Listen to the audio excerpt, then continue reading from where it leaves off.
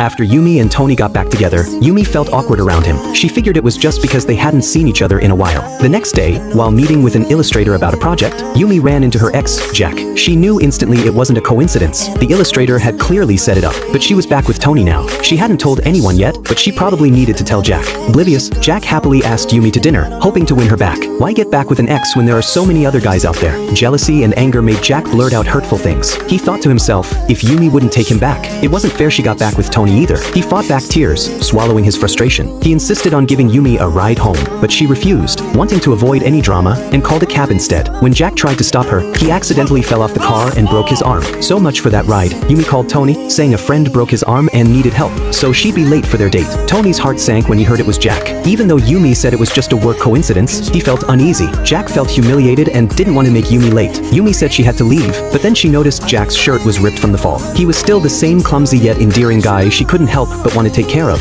Memories flooded back, like when she was sick, and Jack rushed her to the hospital, even thoughtfully buying her clean clothes. She couldn't just leave him like this now. Heading out to buy him a new shirt, Yumi realized she'd forgotten her phone. Seeing this, Jack tried to take it to her, only to run straight into Tony. The atmosphere was icy between the rivals. Learning Yumi had left her phone behind, Tony simply reached out and took it. Jack, however, jumped to Yumi's defense. 유미는 그런 사람 아니니까.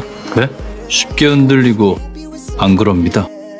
누구처럼. Tony shot back instantly. Jack was left speechless, called out by Tony for butting in. Since he couldn't win that argument, Jack compared their careers. He was a CEO of a listed company, while Tony was just a team leader at a food company. That hit a nerve. Tony was visibly uncomfortable. A silent war was brewing. Just then, Yumi rushed back. Without her phone, she couldn't buy the shirt. Tony then offered Jack his own jacket. But who'd want their rivals' clothes? They started arguing again. Yumi stopped them, telling Jack firmly to drop it. Watching Yumi and Tony walk away together, Jack felt utterly crushed. Later, on a date with Tony, Yumi deliberately wore their one-year anniversary couple ring. She'd recently noticed Tony still wore his ring. While he hadn't complained. Touched by his understanding, she put hers back on for this date, wanting a fresh start. But what she saw next made her feel like a fool. The sweet mood vanished instantly. Tony got up to order drinks. After a moment's thought, he came back, explaining he didn't want her to feel pressured. Yumi said it was fine, but inside, she was hurt. She quickly changed the subject, suggesting a picnic in the park for his birthday next week. Tony said he had a business trip then. Disappointment washed over Yumi. Since getting back together, things weren't the same. An unfamiliar, awkward distance had settled between them.